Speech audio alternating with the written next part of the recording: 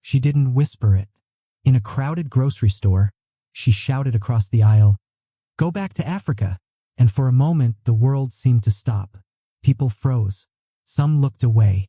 Others stared in disbelief. But the man she targeted, he didn't flinch. No yelling, no threats. Just a calm look in his eyes. What he said next didn't just silence her. It turned every single head in that store. This wasn't just a comeback. It was a message that no one there would ever forget.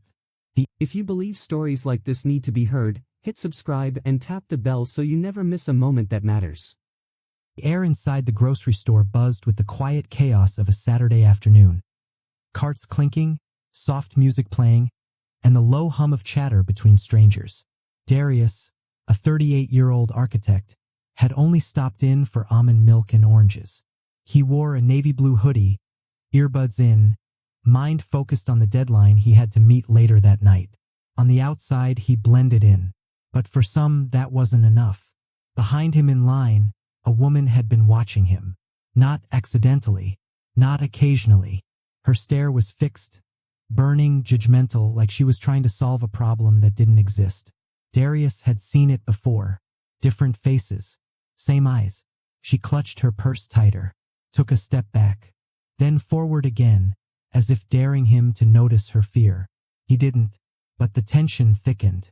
It wasn't until the cashier greeted him warmly, clearly recognizing him as a regular, that the woman's expression twisted.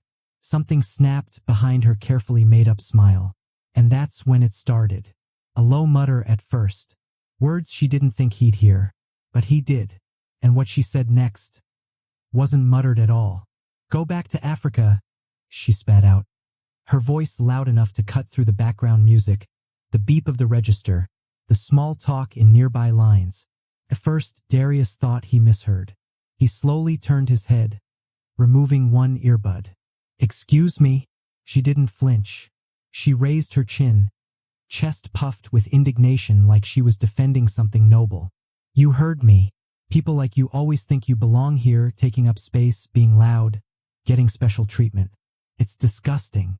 The room shifted. It wasn't quiet, but it felt silent. The kind of silence that drops before a storm. The cashier froze, looking from Darius to the woman and back again. A couple in the next aisle stopped unloading their cart.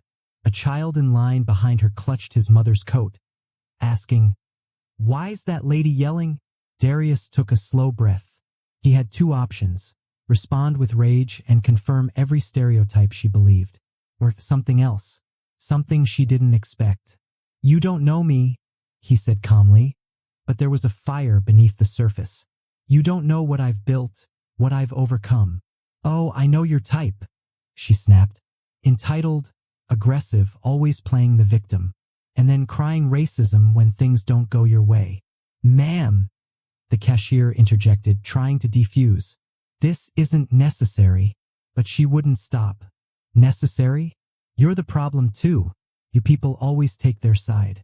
Maybe it's time someone said what we're all thinking." Darius looked around. Faces watched from all directions. Some shocked, some frozen in discomfort, some quietly filming. Then, a man stepped forward.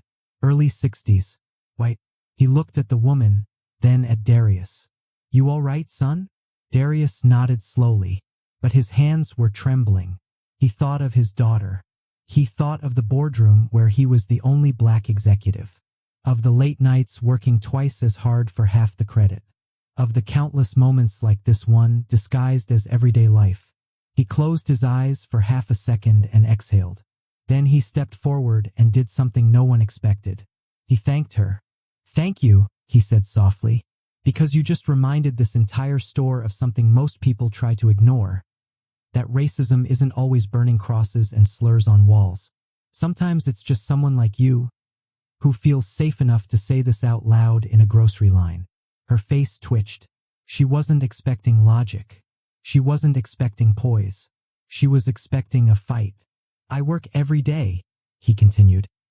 "In neighborhoods you wouldn't dare drive through, helping kids who look like me believe they do belong. I pay my taxes. I love this country, and I make sure my daughter knows her worth. But none of that matters to you, does it?" She said nothing, and then came the ripple. A few claps, then more. A woman behind the register whispered, "God bless you." Someone called out, "Say it louder, brother." But Darius didn't smile. He didn't want applause. He just wanted to leave in peace.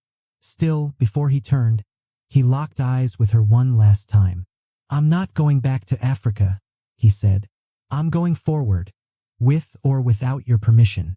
The store manager finally arrived, alerted by staff. He scanned the scene, Darius standing tall, the woman fuming and red-faced, and a small crowd gathered, silent but watching. "Is there a problem here?" the manager asked. "She verbally assaulted me," Darius said, voice even, "and I'd like her removed from the store." The woman scoffed. "I was just exercising free speech. You can't kick me out for speaking the truth." The manager looked at the cashier, who nodded silently, eyes wide. Then another shopper stepped forward. "I heard it all. She was aggressive, hateful." He stayed calm the whole time. More voices chimed in. "Yeah, it was disgusting. She said he didn't belong here." She yelled in front of children. The woman's smugness began to crack. Darius remained quiet. He didn't need to defend himself anymore. Witnesses were speaking up for him now. And that was the shift. The manager took a deep breath. "Ma'am, I'm going to have to ask you to leave. We don't tolerate hate speech here." Her eyes widened. "You're siding with him? I've shopped here for 20 years. Then you should have known better," he said firmly. "Please leave before we call the police." The crowd parted as she stormed off, pushing her cart aside, muttering to herself. Darius didn't watch her go. He stared ahead, focused, still breathing steadily. A woman behind him tapped his shoulder. "I'm sorry. I'm so sorry you had to go through that." Darius finally allowed himself to exhale. "It's not the first time," he said, "but maybe it'll be one of the last."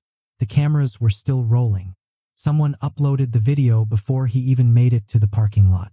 But he didn't care about going viral. This wasn't a moment for views.